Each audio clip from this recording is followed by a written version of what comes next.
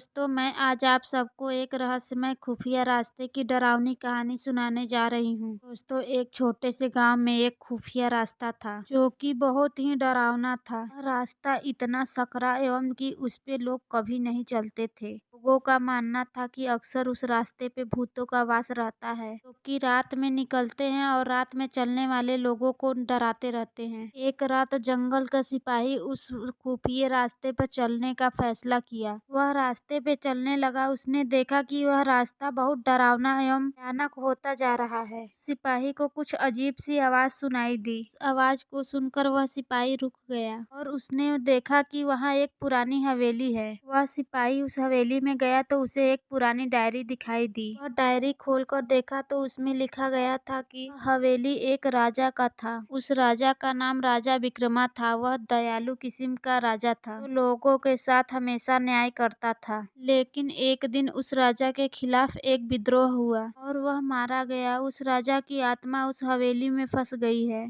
और वह राजा उस हवेली को कभी नहीं छोड़ा। सिपाही उस डायरी को पढ़ता रहा और उसने महसूस किया कि उस हवेली में एक वास्तव में भूत है। वह भूत उस सिपाही को डराया नहीं बल्कि उस सिपाही से बात करने की कोशिश की। वह सिपाही उस भूत से बात करने लगा और उसे वह अपनी पूरी कहानी सुनाई। उस भूत ने उस सिपाही को अपनी पूरी कहानी सुनाई और वह कहा कि मैं इस हवेली में फंस गया हूँ और मैं इसे कभी नहीं छोड़ सकता। लेकिन उसने उस सिपाही को धन्यवाद दिया कि उसने उसकी कहानी सुनी और उसे समझा। उसके बाद वह सिपाही उस हवेली से बाहर निकल आया और उसने गांव के लोगों को उस भूत की कहानी सुनाई। गांव के लोग उस हवेली से नहीं डरते हैं अब, और वे सब उस हवेली को एक पवित्र स्थल के रूप में देखने लगे। दोस्तों, यदि आप सबको यह कहानी अच्छी लगी तो हमारे चैनल को सब्सक्राइब कर दे और वीडियो को लाइक कर दे। साथ साथ में कमेंट में जरूर लिखें कि यह कहानी किस किस को पसंद है।